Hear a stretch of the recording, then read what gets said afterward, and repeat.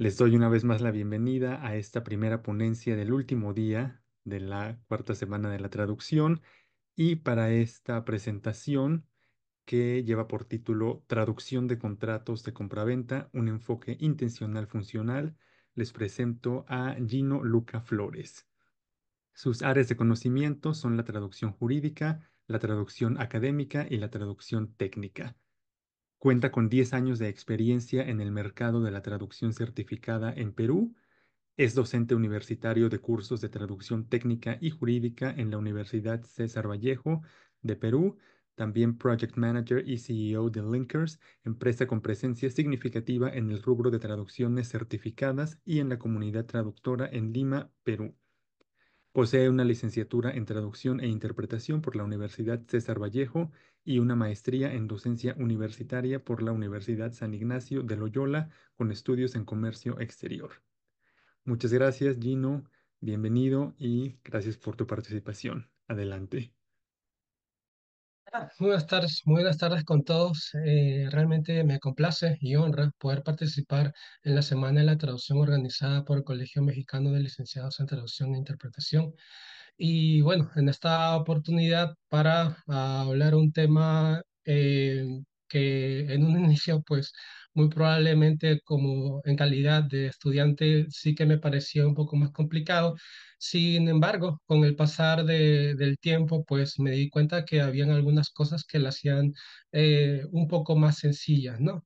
Bien, voy a compartir mi pantalla un ratito para poder presentar las diapositivas. Ok, bien, vamos a comenzar. Eh, el, el título de mi ponencia, traducción de contratos de compraventa, un enfoque intencional funcional. Esta cuestión de lo intencional funcional, pues ya en lo que atañe a la traducción certificada o a la traducción oficial o a la traducción realizada por peritos, como se le conoce, por ejemplo, en México.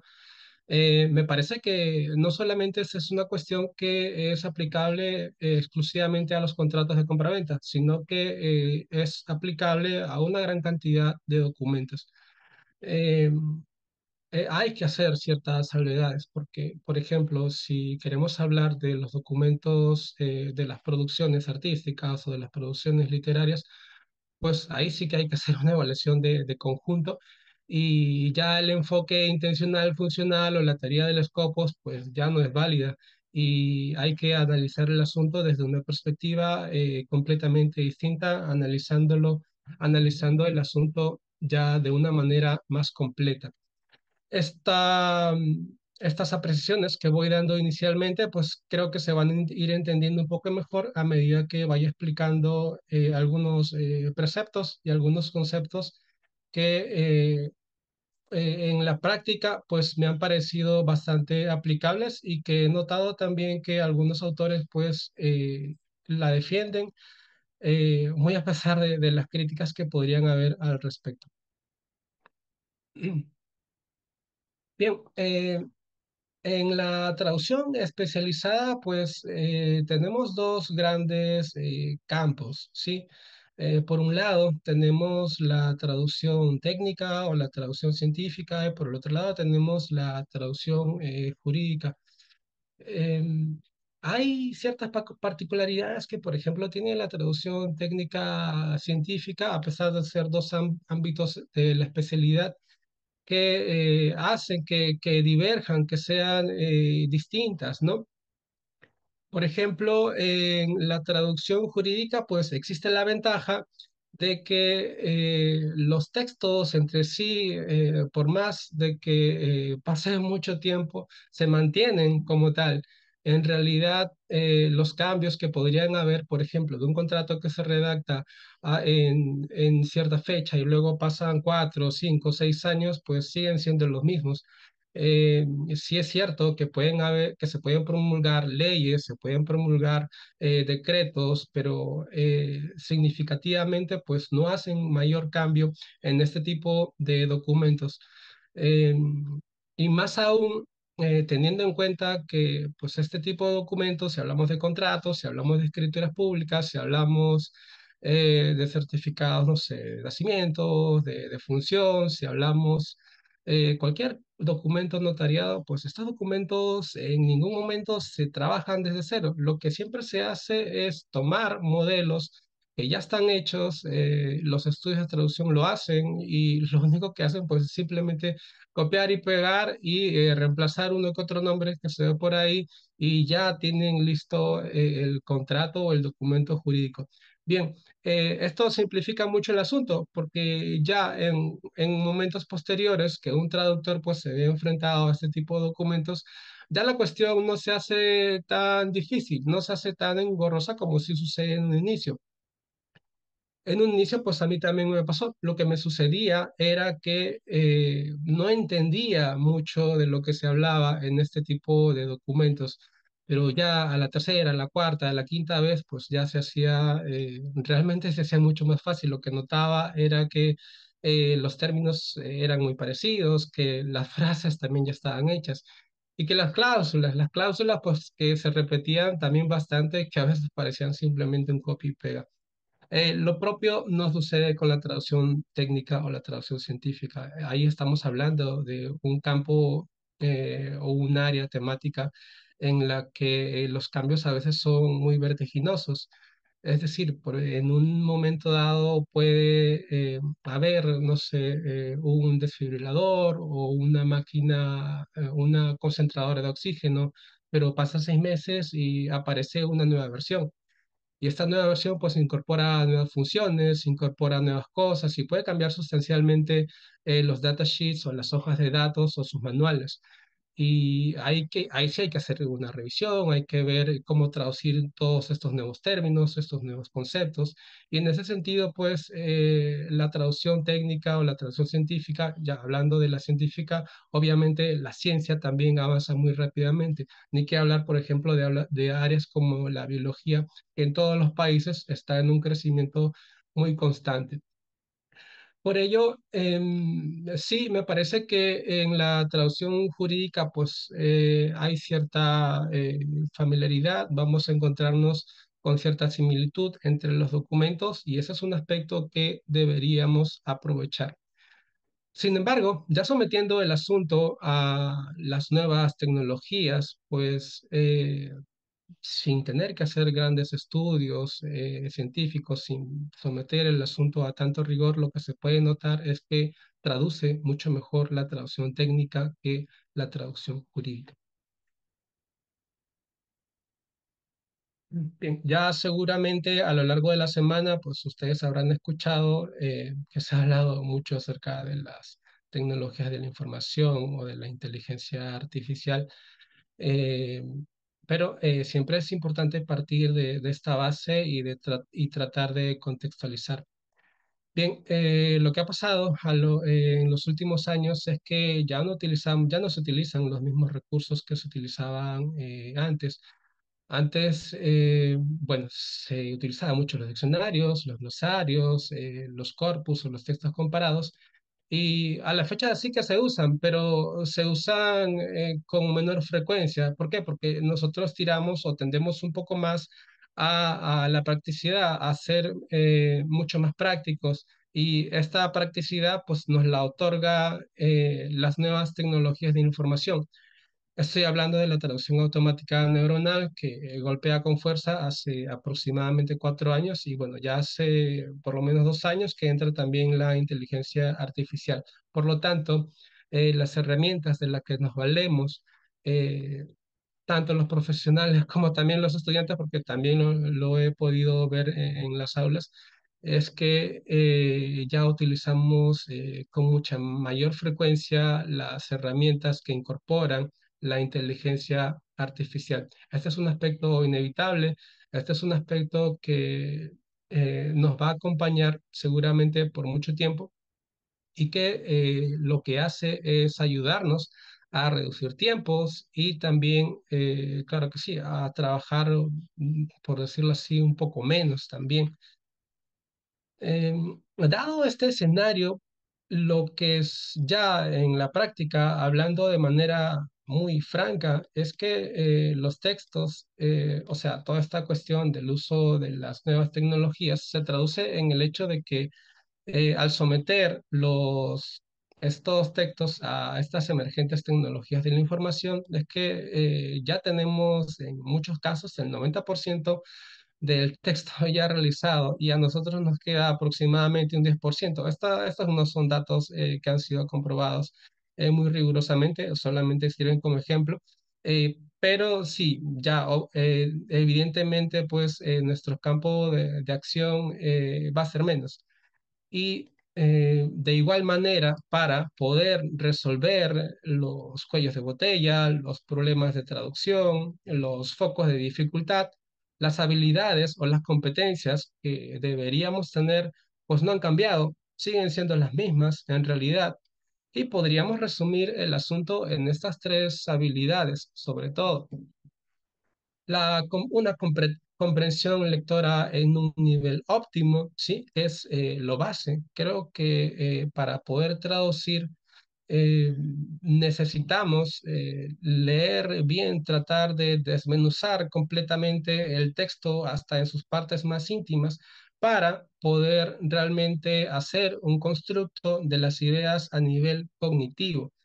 Y este es el punto de partida, este es el punto de arranque y este es el asunto más importante en realidad para poder traducir. Si no logro pasar a este nivel, pues difícilmente voy a poder hacer esos constructos mentales y no, en consecuencia, pues no se va a poder traducir correctamente. Otro asunto, otra habilidad que también es importante, pues es tener una destreza bilingüe óptima. Esto es lo que se conoce en la traductología como la subcompetencia bilingüe, ¿no? Tal y como lo clasifica el grupo PACTE. Y también otro aspecto que es muy importante y una habilidad que obviamente deberíamos desarrollar es la toma de decisiones y resolución de problemas también en un nivel óptimo. Es decir, esta cuestión de óptimo a lo que me refiero es que tiene que estar en un nivel el suficientemente alto para poder llevar a cabo el proceso de traducción. Bien, y la toma de decisiones y resolución, pues ya si queremos ver este asunto desde el punto de vista traductológico, es lo que se conoce como la subcompetencia estratégica, también clasificada o denominada de esa manera por el grupo PACTE.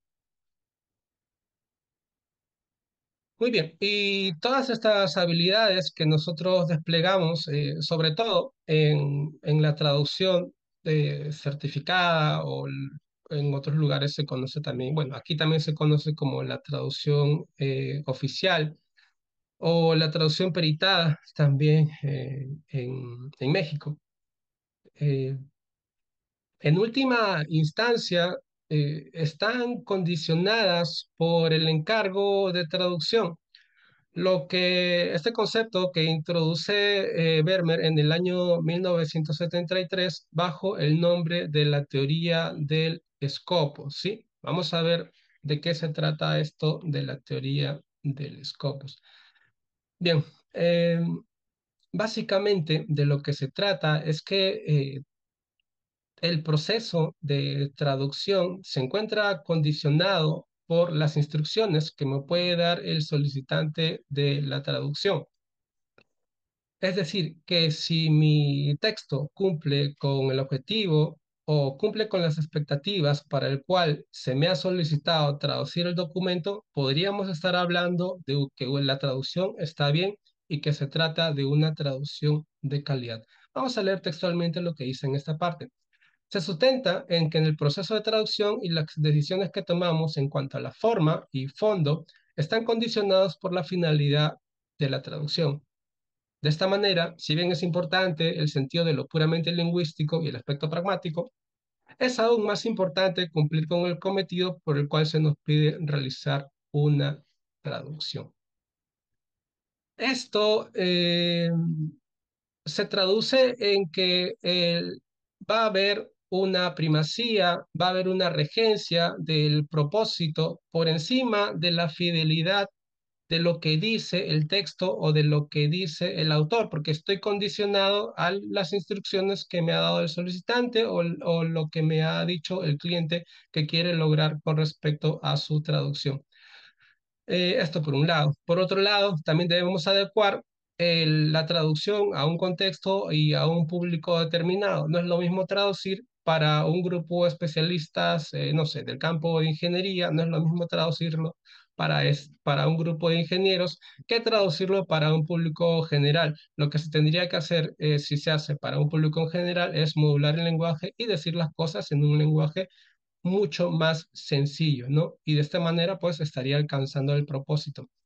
El asunto de flexibilidad, pues, probablemente sea el aspecto más polémico de la teoría del Scopus, porque de lo que se habla aquí es que incluso se podría modificar parte del contenido para poder cumplir con lo que se nos ha encomendado a través del encargo de traducción. Evidentemente, pues hay cuestiones que ya lindan con lo ético y que ahí pues ya no se podría entrar a tallar o no podría ser aplicable esta teoría del Scopus, pero por lo menos en lo que atañe o en lo que concierne a la traducción certificada de documentos, pues sí que hay cierta flexibilidad.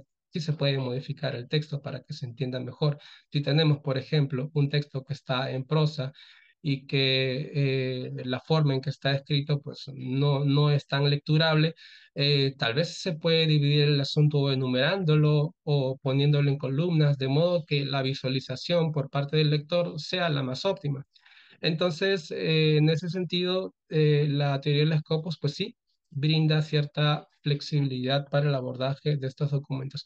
Como les comentaba en un inicio, pues esta teoría únicamente es aplicable para cierta cantidad de documentos. Ya hablando, por ejemplo, de textos literarios, o publicidad, pues esto no es del todo aplicable en realidad. Bien, ya viendo este asunto como a nivel práctico, pues podríamos ejemplificarlo de la siguiente manera, ¿no?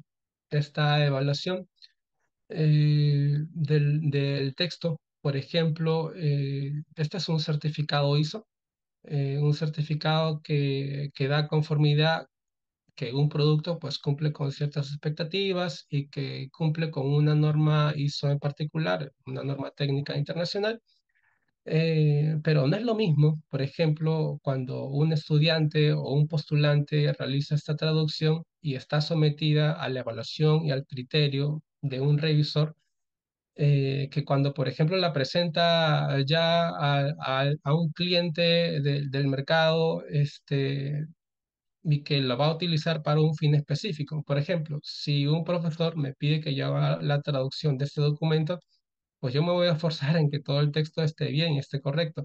Y la mirada del profesor también va a ser muy parecida. Va a querer revisar todo y va a querer encontrar hasta el mínimo error. Lo propio no sucede cuando ya estamos, como se dice, sobre el ruedo, cuando ya estamos posicionados en un mercado. Lo que sucede en este caso es que eh, pues a nosotros no nos va a corregir un docente o no nos va a corregir un traductor mucho más experimentado que nosotros. Quien va a determinar si nosotros somos buenos o no en nuestro trabajo, pues es el solicitante de la traducción o el cliente en su defecto. Y en muchas oportunidades, pues hay cosas a las que no les va a prestar atención. Eh, pero hay cosas a las que sí les va a prestar atención y en eso consiste justamente este abordaje que me parece bastante aplicable para la traducción certificada. Por ejemplo, un cliente distribuidor que necesita este documento quizás para una licitación va a poner mucho más atención a cuestiones, por ejemplo, de quién emitió ese certificado, eso, a ver si realmente es un organismo de certificación que está acreditado y que realmente puede fungir como un laboratorio para certificar que el producto es apto o no. También va a verificar que su nombre, el nombre de la empresa esté correcto. Va a verificar, evidentemente, también que esté presente la descripción de su producto y la norma ISO en cuestión. y también el alcance del producto, ¿no? Y muy probablemente, pues, las otras partes que acompañen el documento, pues ni siquiera las va a ver, no le va a prestar atención. Ahora, esto no quiere decir que, bueno, ya una vez que entienda más o menos cómo marcha el asunto, pues no quiere decir que únicamente me voy a centrar en las partes que son más importantes y que solamente voy a traducir bien esas partes. No, de lo que se trata es que traduzcamos bien todo, pero si me sobra tiempo para hacer una revisión exhaustiva, mejor le doy prioridad a las partes que sí me van a ser útil, a las partes que, sobre las cuales el cliente me ha dado ciertas instrucciones y con la finalidad, en última instancia, de satisfacer una necesidad en particular. Se dice mucho eh, y se habla, de hecho, las Naciones Unidas, por ejemplo, considera que las personas pues no deberían hacer la traducción inversa y que se debería optar en su defecto por la traducción directa. Sin embargo, como mencioné al inicio, hay unas cuestiones que sí debemos poner sobre el tapete. Por ejemplo, en la traducción directa, y esto es algo que me pasó a mí cuando comencé a trabajar como practicante, en la traducción directa pasan cosas, al igual que en la traducción inversa. Y bueno, en la traducción directa lo que se puede apreciar es que yo me enfrento y voy a leer un texto que no está en mi lengua materna, y al no estar en mi lengua materna, tiene algunos matices culturales, algunas connotaciones, algunas palabras, algunas frases con las que yo no estoy familiarizado. Entonces, se me va a complicar entender y se me va a complicar construir el sentido, cosa súper importante para la traducción. Eh, y bueno, lo propio no sucede con la inversa. En la inversa pasa lo contrario. En la inversa tengo el documento en mi idioma, en español, y lo puedo leer, pues quizás no perfectamente porque siempre se traducen sobre textos especializados o la mayor parte de las veces, pero me estoy moviendo bajo mi mismo código. Estoy leyendo el texto en español. Se me va a hacer mucho más fácil esta primera lectura. ¿Esto qué quiere decir? Que en la traducción inversa, en este primer nivel, voy a construir mucho mejor el sentido que en la traducción directa. Bien, obviamente el asunto en el que entra a tallar pues, la postura de las identidades internacionales con respecto a una postura bastante marcada que se debería optar en todos los casos por la traducción directa es este último aspecto que obviamente en la traducción directa, en la fase de trasvase, en la fase ya de la traducción per se, la reformulación se debería dar sin dificultades aparentes si manejo bien mi idioma. Pero lo propio no sucede en la traducción inversa. ¿Por qué? Porque esta reformulación se va a ver dificultada por una cuestión que nos es natural, algo que hacemos quizás casi de manera involuntaria. Esto es el hábito de mantener las mismas estructuras que en el español, ¿sí?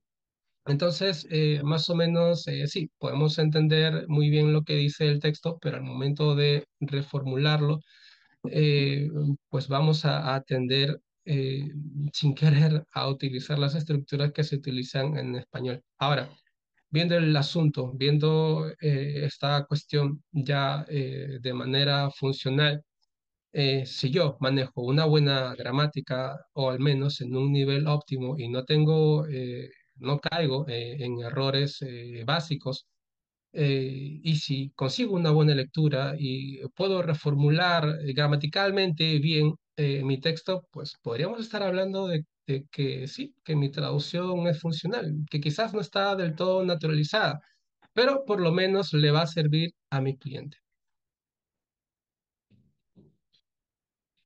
Bien, ya hablando de los textos jurídicos, hay dos cuestiones que nos deberían motivar para poder entrar en este mundo, o perdón, en este campo en particular. Uno es la demanda laboral, ¿no? La mayoría de personas pues no van a poner en juego ni van a querer eh, que sus textos pues pasen por un traductor automático cuando se trata, por ejemplo, de cuestiones que son tan delicadas y que podrían aparecer o estar contenidas en un documento jurídico. No solamente esto es en los contratos. Y también por el hecho de que, y seguramente ya lo habremos notado, que esta forma de redactar, este lenguaje jurídico, este lenguaje formal, pues es transversal. No solamente está en los textos jurídicos, está en muchas partes. En los textos administrativos los podemos ver, en los certificados de nacimiento, en las partes de función, que no son textos jurídicos netamente, pero que sí incluyen mucho del lenguaje jurídico. En un ambiente, no sé, de médico, si alguien quiere dar el consentimiento para que se le practique una operación, redacta una declaración y tiene matices del lenguaje jurídico. Por lo tanto, querramos o no, el lenguaje jurídico es algo que está presente siempre en nuestra cotidianidad. Bien, y claro, debido a que la coyuntura pues ha sido muy cambiante y que nos encontramos en un entorno en el que la IA pues ha cobrado bastante fuerza, quizás nos planteemos en muchos casos esta pregunta, ¿no? De cómo vamos con la IA en la traducción de este tipo de documentos. Fíjense, hace un año yo hice esta consulta, traducir el texto, perdón, el término merced conductiva al inglés en un texto de contratos. Y bueno, Chat GPT da como respuesta que la expresión merced conductiva pues no la tenía en resumidas cuentas en su base de datos, ¿no? Y que bueno, sugería pues que consultar con un abogado o con un traductor experto en este tipo de textos.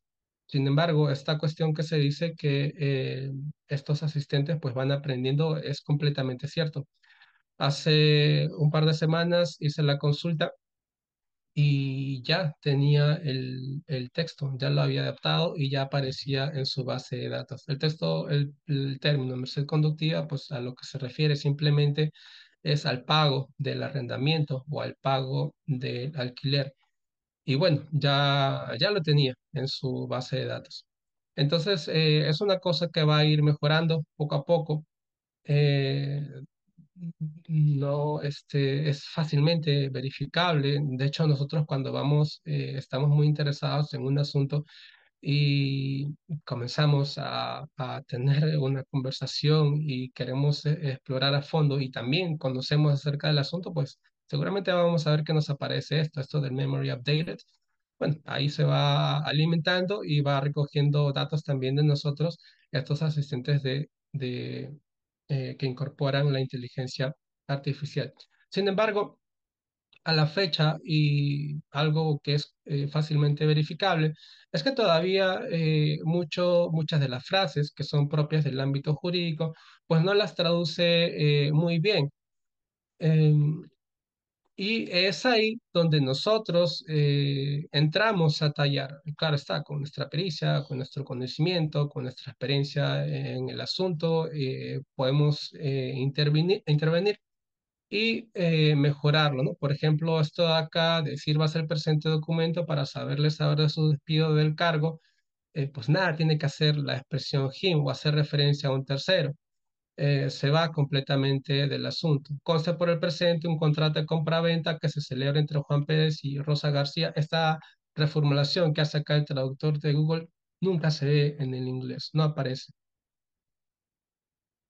Bien, y bueno, esto de aquí que no estoy seguro que sea, quizás es muy del lenguaje jurista o también la pueden utilizar algunas personas que trabajan en el aparato administrativo que hablan de poner en autos, que básicamente esto de poner en autos pues es informar, ¿no?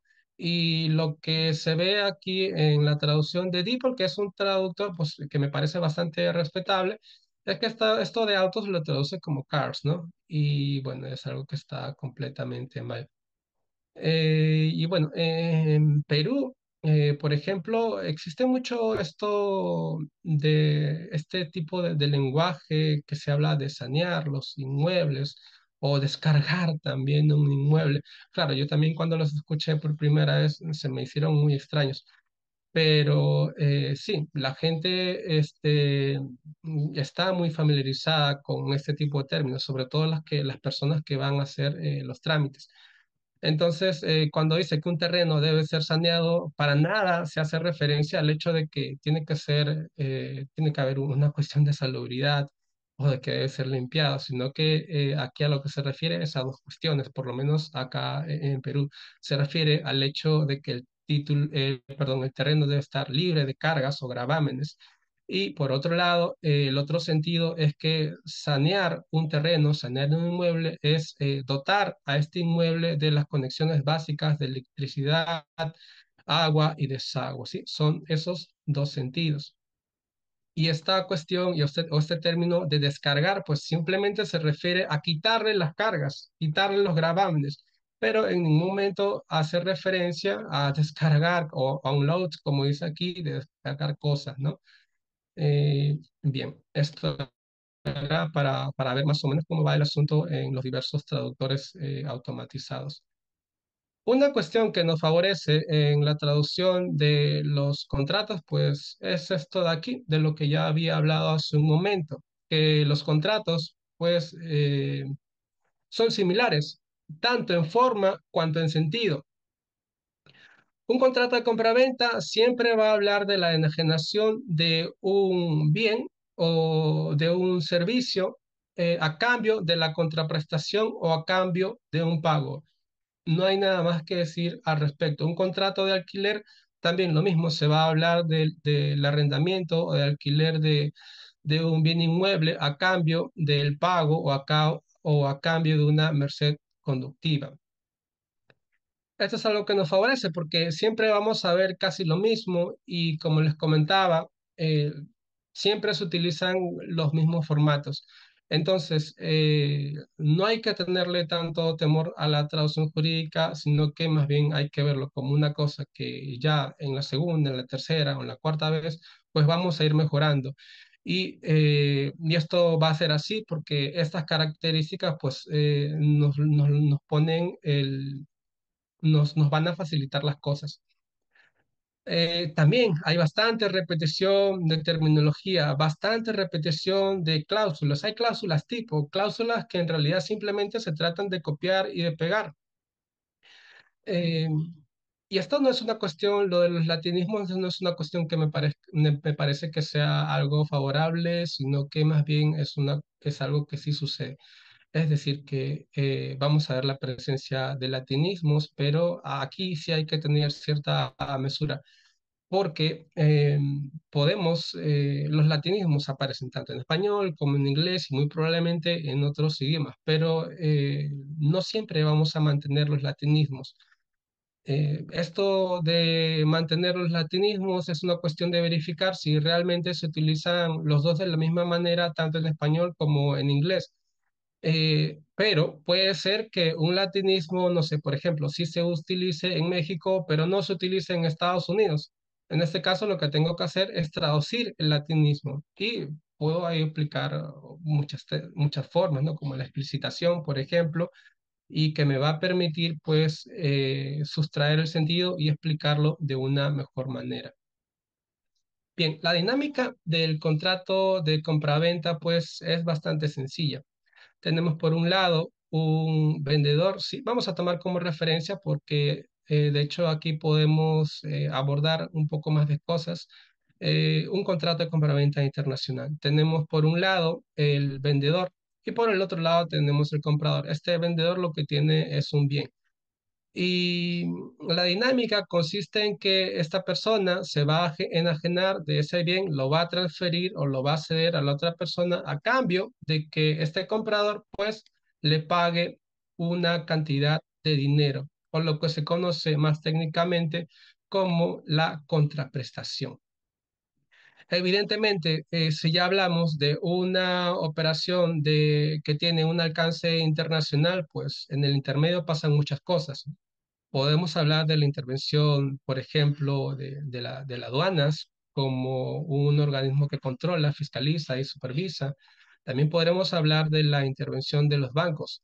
Esto porque es mucho más seguro que cuando no conozco a la persona a la que me va a vender, trabajar con bancos, porque puede ser que le pague al vendedor y finalmente no me envíe la mercancía. Entonces, es mucho más seguro trabajar mediante bancos. Em, se pueden hablar y se habla, de hecho, en el contrato de los múltiples documentos que acompañan a la mercancía. Estamos hablando de las facturas, estamos hablando de los certificados de calidad, estamos hablando del conocimiento de embarque, por ejemplo, estamos hablando del packing list o también como conocido como la lista de empaque. Se puede hablar también del tipo de transporte ya a nivel local y pues bueno, todas estas cuestiones sí aparecen en los contratos de compraventa. En resumen, un contrato de compraventa se trata de un tipo de acuerdo entre dos partes o más, mediante el cual una de las partes se compromete a entregarle a la otra parte un bien a cambio de que la otra parte pague su precio. Desde ese momento adquiere un carácter vinculante, obligatorio y con efectos legales para las partes involucradas. Bien, el International Trade Center hace mención a algunas partes que son generales y que se ven en la mayoría de contratos de compraventa internacional. Y en resumen, en primera instancia, pues hace referencia a tres aspectos sobre los cuales se habla en la mayoría de contratos. En primer lugar, vamos a tener reglas para los bienes en lo que atañe a su precio, a la cantidad, a cómo se va a pagar, a cómo se va a transferir, en qué momento se transfiere la titularidad, en qué momento se transfiere el riesgo, cuáles van a ser los medios de pago para esos bienes. Eh, y por otra parte, y en todo momento, se va a hablar también del avoidance of contract, es decir, del hecho que el contrato pueda disolverse, de que el contrato pues pueda ser nulo.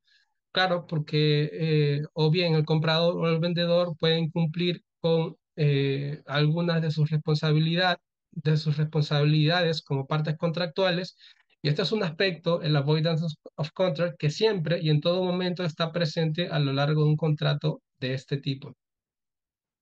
Luego, otra cosa que también de la cual se habla en un contrato es acerca de los remedies o de las acciones correctivas, como se le diría más correctamente en el español. Es decir, que si una parte quizás incumple con su responsabilidad, pues se podrían implementar medidas para que, con la finalidad de que el contrato siga vigente y perdure. Bien, vamos a ver algunas partes que son generales en este tipo de contratos y que aquí no voy a hablar, por ejemplo, de cómo difieren los sistemas legales, porque digamos que eh, lo que he podido identificar a lo largo del tiempo es que hay muchas similitudes en realidad entre los contratos que se emiten en inglés y en español, más allá de que se utilice un sistema legal en un país y un sistema legal en otro.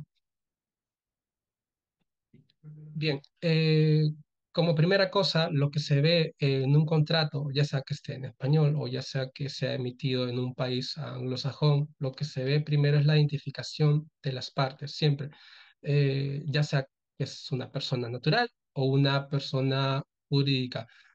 Se detallan los datos, ¿no? De una persona natural, pues el número de su documento de identidad, su nacionalidad y algunos datos adicionales. Y si es una persona jurídica, su código fiscal eh, y otros datos, pues que la identifican. Bien, y más o menos así es como se ve el inicio de un contrato de compraventa. Por ejemplo, esta frase inicial, consta por el presente un contrato de compraventa, no hace mucho lo sometí a ver qué tal lo traducía los traductores automáticos y sí, por lo general los resultados que arrojaba pues no eran muy buenos, ¿no? Y esto se podría mejorar mediante el uso de corpus, mediante el uso de textos paralelos.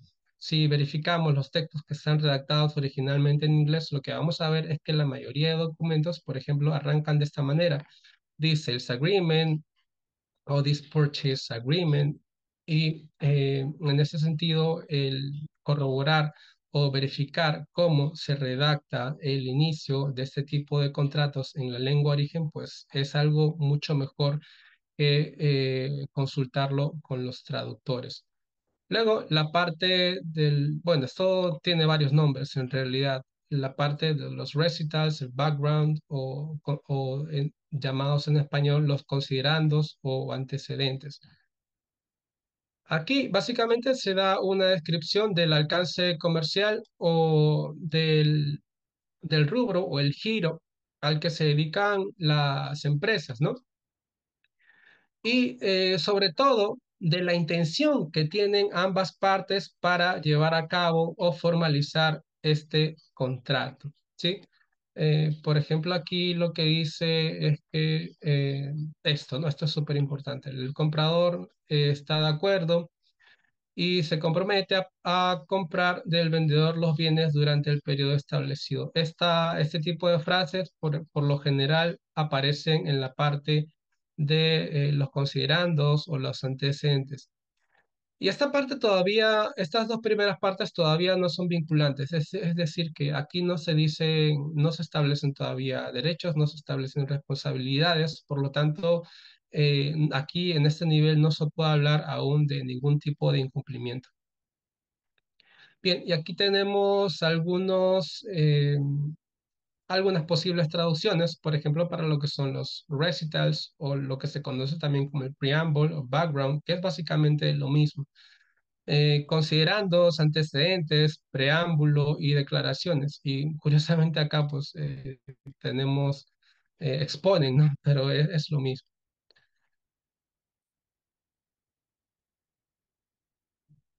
Bien, y en adelante pues ya vamos a ver las cláusulas que son vinculantes, ¿no? Por ejemplo, tenemos una cláusula que hable de los goods o de la mercancía. En definitiva, en un contrato de compraventa se va a tratar se trata del objeto del contrato, ¿no? Del consideration o del pago que se hace por esa mercancía o la contraprestación, como también se le conoce, el term, que hace referencia a la vigencia o a la duración del contrato. Bien, entonces, en esta cláusula, pues muy probablemente se hable de la cantidad que se va a enviar, se va a hablar del empaque, de en qué momento se va a transferir el riesgo de la pérdida. Es decir, que si se envía una mercancía, pues es susceptible a que le suceda algo. Sí, pero como el tramo, pues en muchos casos es bastante largo, no se puede determinar bien quién va a asumir esos costos. Entonces, esto de aquí debe quedar muy claro. Por lo general, esto queda mucho más claro mediante el uso de los cinco terms. Es algo que les sugeriría que también lo revisen porque es algo, digamos, bueno saber, pero en última instancia, los cinco terms no se traducen. Se puede hablar también de la inspección in situ, de la inspección cuando llegue para dar conformidad de los productos. Se puede hablar también de la transferencia de la titularidad y también de los certificados de calidad que acompañan al producto, ¿no? Este es solamente un ejemplo. Por ejemplo, acá lo que se ve es una descripción de la mercancía, de los bienes que va a ser transferida. Acá se habla de laptops, pero obviamente se podría hablar de cualquier otra cosa, ¿no? En este caso, por ejemplo, se habla también al mismo tiempo del pago, eh, pero esto puede ir cambiando porque puede existir también otra cláusula que habla exclusivamente del pago, ¿no? Y aquí está exactamente la cláusula que habla del pago o que es lo mismo que la contraprestación y en inglés se le conoce como payment o consideration. Bien, se puede hablar de estas cosas, ¿no? En esta cláusula, del precio, del down payment, es decir, de un anticipo que por lo general pues es una cantidad considerable del pago total, de los progress payments, es decir, de los pagos que se van haciendo según los hitos, según voy cumpliendo con los encargos o con mis responsabilidades como vendedor, del método del pago, de los impuestos y también de los aranceles. Sin embargo, para fines en una operación de compraventa internacional, un método bastante seguro es utilizar la carta de crédito, ¿no? Y bueno, de esto también se habla en los contratos y de lo que se debe hablar casi siempre es que esta carta de crédito o los fondos que tiene la carta de crédito se van a liberar siempre y cuando se presenten los documentos solicitados por parte del vendedor. Y estos documentos por lo general son la factura comercial, el bill of lading o el conocimiento de embarque. Este conocimiento de embarque lo que indica es que la mercancía ya se encuentra en el buque, básicamente que ya está en transporte. O sea, realmente es una constancia de que ya despacharon la mercancía y ya se puede realizar el pago. El packing list, que es una lista detallada de las cosas o de los productos, ¿no? Y que por lo general va pegado o adherido al producto en su embalaje. Bien, sí, bueno, estos son algunos de los documentos que ya he mencionado, el comercial invoice, la factura comercial, simplemente aquí están, bueno, sus traducciones, ¿no? Entonces, para cobrar, hacer efectivo el pago mediante la carta de crédito que se trabaja con los bancos, se tienen que presentar por lo general estos documentos, ¿no? La factura comercial, el packing list, el bill of lading, en algunos casos podrían pedir el documento de seguros o también documentos aduaneros. Hay que tener cierto cuidado con algunos términos porque, por ejemplo, el término term, si bien significa lo mismo que término en el sentido de condición para una cosa como título de una cláusula, lo que significa es esto en realidad, vigencia del contrato o duración. Eh, y lo que se nota también, y no solamente en los contratos, es un uso predominante del auxiliar shall, mucho más que el will o que el should. ¿Y qué indica esto? Es algo que es muy apropiado y que va muy bien con esto de los contratos, porque lo que se requiere es exigibilidad y que se cumplan con las cosas con las que uno se compromete dentro de un contrato. Indica esto, futuriza los verbos e indica exigibilidad y cumplimiento de la cuestión referida. Por ejemplo, bueno, esto es de una sentencia de divorcio. The father shall pay the alimony to her former spouse every 30 day of each month, ¿no? El padre deberá pagar la pensión de alimentos, ¿no? A eso se refiere. Esto que indica exigibilidad, algo con lo que se tiene que cumplir de manera obligatoria, pero que se va a realizar en el futuro. Bien, en inglés o en este tipo de textos emitidos en los países anglosajones se hace referencia sin ningún tipo de distinción a lo que nosotros conocemos las cláusulas, o bien como article o bien como clause. Sin embargo, pues en nuestro contexto, la mayor parte de veces nosotros los conocemos como cláusulas, estas partes que especifican cuáles son las responsabilidades y los derechos de cada una de las partes, ¿no? Eh, entonces, sí, preferiblemente traducirlo como cláusula. De hecho, hay algunos contratos que únicamente hacen referencia al article, pero no vamos a traducirlo pues como artículo, ¿no? Una cuestión que también podría ser un poco confusa es esto del delivery y esto del shipment. ¿Por qué? Porque si bien ambas cosas hacen referencia al envío de los bienes, pues sí tienen diferencias sustanciales, ¿no? Por ejemplo, una incorrecta traducción para esta frase de The goods were delivered yesterday es los bienes fueron enviados ayer. No se refiere a eso. A lo que se refiere es a lo siguiente, a que los bienes fueron entregados ayer, sino que a veces tendemos a confundir estos dos verbos, pero se refieren a dos cosas distintas.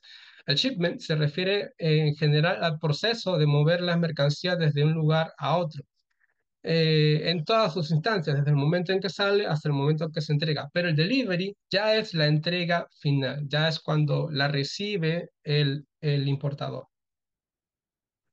Bien, evidentemente hay cláusulas que hablan del incumplimiento de las responsabilidades, ¿no? Y en líneas generales, pues este incumplimiento lo que acarrea son consecuencias y que pueden ser rectificadas mediante acciones correctivas o remedies. Y de no ser así, pues lo que va a ocasionar es que esto de aquí, el termination, o lo que conocemos mejor en español como la resolución o rescisión del contrato. Esto, de esto es una cosa de la que se habla muy frecuentemente a lo largo de cualquier contrato. Bien, y la Convención de Viena sugiere, pues, para que no se disuelvan tan rápidamente los contratos, es siempre dar tiempos adicionales, siempre tratar de que estos contratos sean flexibles. Entonces, algo que se ve muy reiteradamente en esta cláusula de incumplimiento es que, ok, si bien una parte puede incumplir con lo que tiene que hacer, es que se le puede dar tiempo adicional para que realmente cumpla con lo que se le corresponde. Y esto es algo que aparece mucho en ese tipo de contratos. Por ejemplo, aquí dice, ¿no? En caso de que el comprador no pagara el monto acordado, el vendedor le otorgará un periodo de tiempo adicional. Estas cuestiones de extender o ser bastante flexibles también es algo que se ve presente en los contratos. La falta de conformidad es una cosa distinta al incumplimiento. Aquí la falta de conformidad hace referencia a que el cliente o la persona que importa pues no está conforme, no está satisfecha con la mercancía que ha recibido. Y en las cláusulas a lo que se va a hacer referencia es que tiene que notificar en un plazo dado. Por ejemplo, no sé, tiene 7 días para notificar acerca de ese desperfecto. O de lo contrario, también tiene que notificarlo en la brevedad posible. Y se va a hablar también de las medidas correctivas, ¿no? Las medidas correctivas que podrían ser rectificar o reparar o incluso reemplazar el producto, ¿no? Evidentemente, para procurar que esto no sea tan esperar, por ejemplo, a que la mercancía llegue al lugar de destino, hay algunos métodos para hacer que esto no ocurra. Hay empresas que se dedican a la inspección de los bienes in situ, es decir, antes de que salgan antes de que se despachen la mercancía, estas empresas que se encargan de la inspección van al taller, van a los almacenes y verifican la mercancía. Hay empresas internacionales como por ejemplo Bureau Veritas que se dedica a llevar a cabo estas acciones. Bien, en los eventos de fuerza mayor o force mayor, como se le conocen en inglés, eh, pues lo que se suele redactar en las cláusulas es que, bueno, en realidad, ante un evento de fuerza mayor, ninguno de los dos tiene responsabilidad porque es algo que nos sobreviene y que no estaba contemplado. Y esto podría ser, por ejemplo, producto de una manifestación masiva de personas, producto, no sé, de que se echa a perder la mercadería ya en el transporte local, podría estar sujetando a actos vandálicos o incluso a lo que se conoce en inglés como el Act of God o los desastres naturales, ¿no? Acá hay un video, pero creo que ya se me va el tiempo. Entonces, dado que se dan en situaciones excepcionales, de lo que van a hablar estas cláusulas es de esta cuestión de proteger a ambas partes, porque es una cosa que ya se les escapa de las manos. Y siempre se va a hablar de notificar lo más pronto posible a la otra parte. y que de no hacerlo, pues estaría incumpliendo o esto sería un incumplimiento por parte de esta parte contractual, ¿no? Obviamente va a haber un retraso, evidentemente si ya las cuestiones pues son un poco más complicadas, eh, quizás también se pueda hablar de que se va a resolver el contrato, pero esto ya como última instancia. Por ejemplo, en este caso se habla de un periodo de 3 meses luego de sucedido el siniestro. O sea, ya hablamos de que como es algo que sobreviene sin previo aviso, pues los plazos son bastante razonables antes de que se resuelva en contrato.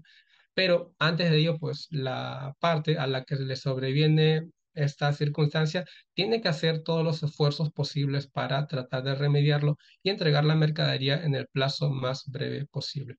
El act of God es lo que se conoce como un desastre natural. Y aquí tenemos algunas traducciones, por ejemplo, para esto de notice, que es una notificación o una comunicación, el article más conocido como cláusula en español, los remedies traducidos como medidas correctivas o recursos.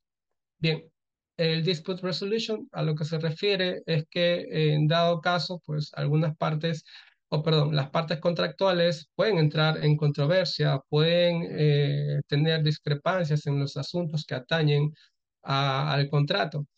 Y de lo que se habla en esta cláusula casi siempre es que las partes tienen que tratar de negociar amigablemente, no llegar a otras instancias, tratar de negociar. Y si no se puede negociar, pues tratar de mediar. Y aquí ya entra un tercero.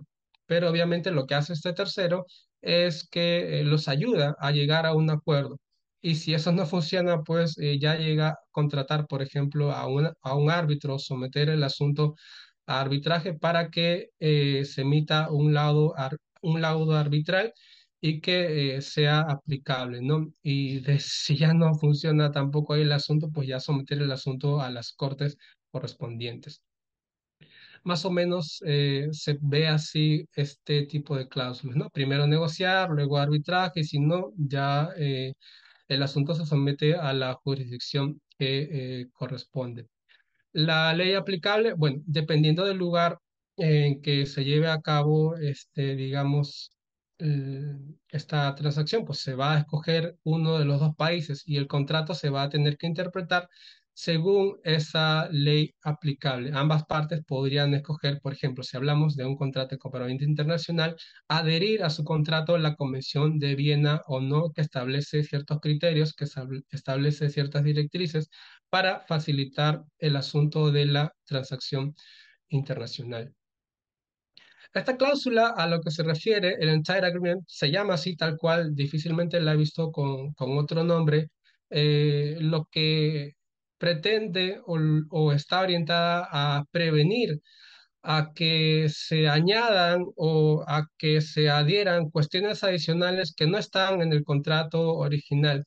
Lo que se señala muy enfáticamente es que ningún acuerdo oral o verbal o cualquier otro documento que haya existido antes va a reemplazar al contrato que se está firmando actualmente.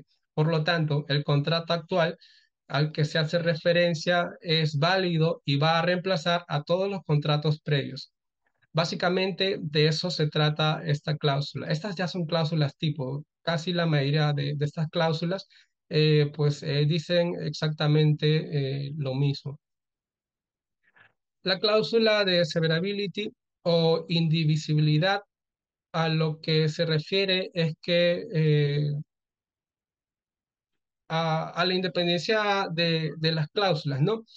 Es decir, que si una cláusula, por ejemplo, por algún motivo o porque contraviene la ley, llega a no ser aplicable en un país, pues esto no es una razón suficiente para dejar sin validez el contrato, sino que lo que se puede hacer en ese caso es que se puede reemplazar esa cláusula en particular, o en todo caso se puede desestimar, se la puede quitar y que si pasa eso, pues el resto de cláusulas van a seguir vigentes. De eso habla esta cláusula de severability. Y como les comentaba, pues en la mayoría de casos casi siempre dicen lo mismo, ¿no? Bien, la cláusula de renuncia, esta es una cláusula a veces un poquito difícil de entender, eh, pero es aplicable también a los contratos de compraventa internacional. Pero bueno, lo voy a explicar con una cuestión mucho más cotidiana. Por ejemplo, si tenemos una persona que alquila su casa a una persona y esta persona pues le deja de pagar.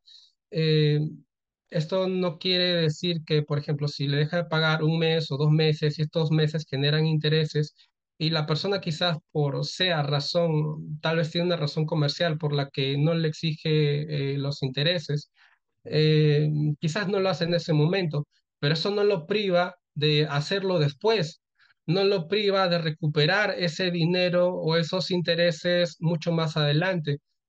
Eh, entonces, la renuncia a un incumplimiento por parte del infractor, no se puede considerar como una renuncia posterior o permanente de ese mismo acto.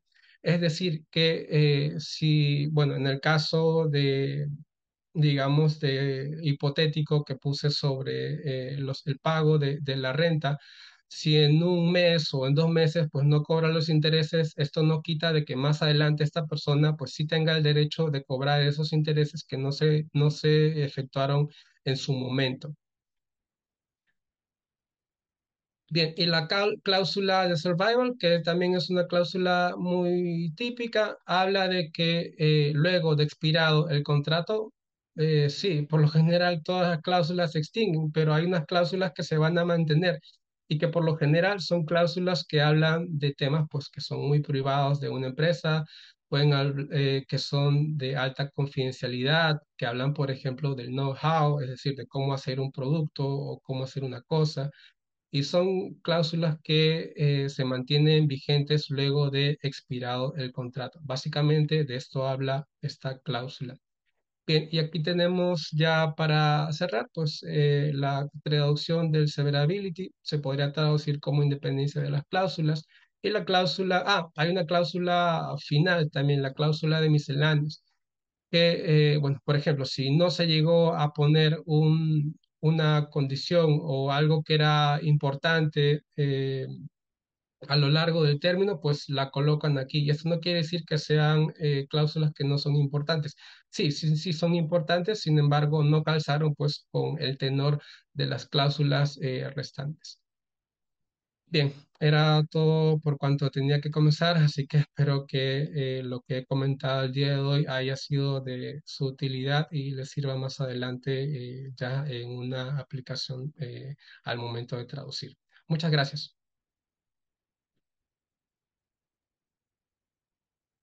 Muchas gracias, Gino, por la ponencia. Vamos a ver si hay alguna pregunta de parte del público. Me parece que teníamos alguna en el chat. Eh, ¿Pueden repetir qué términos no se traducen? Ah, pero me parece que alguien ya le había respondido aquí directamente. Sí, los cinco terms, sí, por ejemplo, los FOB, SIF, X, esos de ahí. En realidad son más, pero esos de ahí no se traducen. Estos por lo general van al costado del lugar del destino y se mantienen así tal y como están. Es mejor no traducirlos porque los entendidos ya los conocen así, de esa manera. Ujú, sí, traducirlos estaría mal. Listo, gracias. Tenemos por aquí algunos comentarios que agradecen por la ponencia. Em, Me sentí muy identificado con la ponencia porque soy perito traductor, pero mi formación es en comercio internacional y eso me ayuda bastante en este tipo de traducciones. Mil gracias por un trabajo tan Ay, interesante. Muchas gracias por la ponencia. Si alguien también tiene alguna pregunta que quiera hacer de manera verbal, puede levantar la mano y con gusto le damos la palabra. Bueno, mientras alguien más se anima, yo tenía por ahí una pregunta que me surgió al escuchar la presentación. Mencionabas que cuando hay algunos casos, por ejemplo, de latinismos u otros casos en lo que es necesario quizá explicitar o recurrir a otras tácticas, es algo que una persona, es decir, un humano que traduce, eh, recurre, digamos, sin problema a estas formas de resolver ese elemento de la traducción. ¿Has visto en algún caso que la traducción automática o inteligencia artificial recurra a estas mismas tácticas como lo haría una persona? Por lo general, lo que he notado es que mantiene los latinismos, aun cuando no son tan populares. Por ejemplo, el latinismo in situ, cuando he hecho la prueba, he visto que los mantiene, pero de hecho, ya verificando los documentos, lo que yo siempre he visto es on-site en inglés. No he visto in situ. Probablemente se utilice, pero es con mucho menor frecuencia. Ujú. Gracias. Existen algunos recursos como diccionarios jurídicos para los traductores certificados en Perú.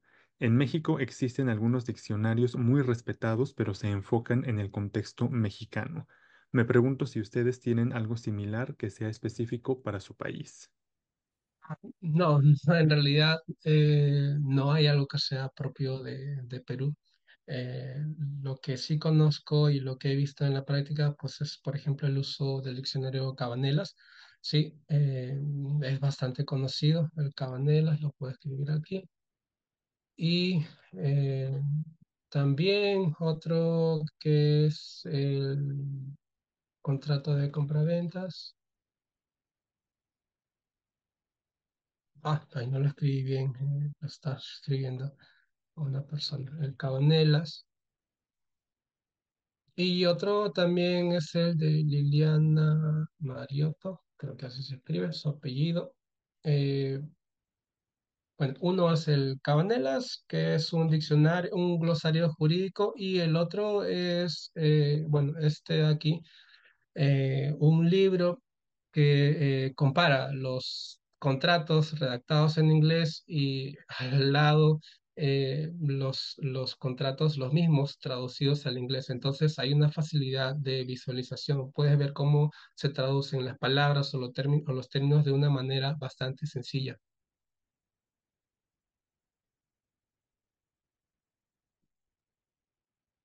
Gracias. Tenemos otra pregunta por acá. ¿Qué recomendaciones daría para asegurar que las traducciones de contratos sean aceptables y eficaces tanto en el país de origen como en el país receptor? Ah, ok. Bien, aquí, claro, aquí ya entraría a tallar lo que comentaba en un inicio, el paso esencial para llevar a cabo un proceso de traducción, pues es una lectura en un nivel bastante alto. Lo que sucede hoy en día es que, bueno, lamentablemente esta cuestión de ser muy mecánicos, de copiar y pegar y de luego revisar, pues sí que resume bastante el asunto, pero lo que sí recomiendo es tratar de entender en toda su complejidad el texto. Y luego también, para asegurar que sean aceptables y sean eficaces, es ver para qué se quiere utilizar este contrato. Tal vez la persona pues quiera únicamente asegurarse de que los bienes ya han sido transferidos hacia una persona. Ok, entonces me enfoco en esa parte en la que dice que los bienes le pertenecen a tal persona. Entonces ahí le doy un enfoque particular a ello y obviamente el resto lo voy a traducir también bastante bien, pero digamos que voy a hacer una especie de highlight, por así decirlo, a esa parte, ¿no?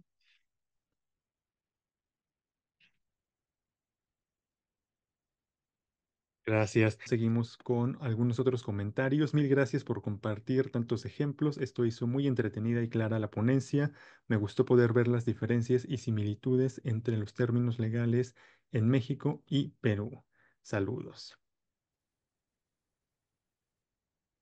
Em, Tener alguna formación profesional diferente a la traducción fortalece las traducciones de este tipo. Muchas veces contar con el apoyo de expertos disciplinares, expertos en comercio internacional, contadores, etcétera, para revisar el proyecto ayuda al traductor a que su proyecto sea más adecuado.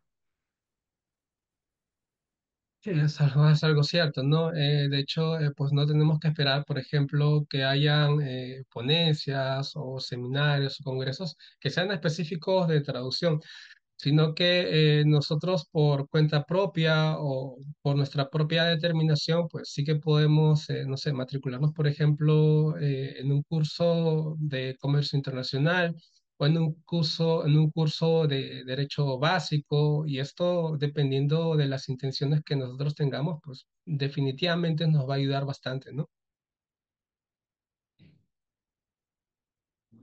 Y sin duda. Tenemos otra pregunta. Soy traductora, sin embargo, tengo una carrera extra en comercio internacional y aduanas. ¿En qué ámbito podría incursionar? Ajá. Bien, tengo entendido que las empresas que se dedican pues ya directamente a lo que es el comercio internacional, agentes de carga, por ejemplo, cuentan con traductores dentro de su staff, pero que no necesariamente se dedican exclusivamente a las labores de traducción, sino que también hacen trabajos administrativos. Y ya en el campo de la traducción propiamente hablando, pues sí, creo que el campo de la traducción jurídica podría venir bien, porque obviamente en el comercio internacional y en las aduanas, pues sí que hay una presencia significativa de legislación, de leyes y del derecho en general, ¿no?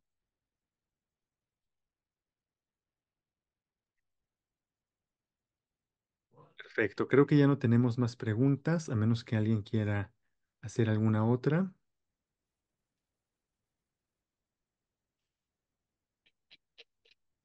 Muy bien, pues creo que podemos cerrar entonces. Muchísimas gracias, Gino, por esta ponencia. Hay muchos comentarios muy positivos en el chat, entonces creo que el público quedó bastante satisfecho. Muchísimas gracias, saludos y nos vemos un poquito más tarde en la siguiente y última ponencia de la Semana de la Traducción. Gracias. Gracias, muchas gracias a todos ustedes y que tengan un excelente mes del traductor. Hasta la próxima.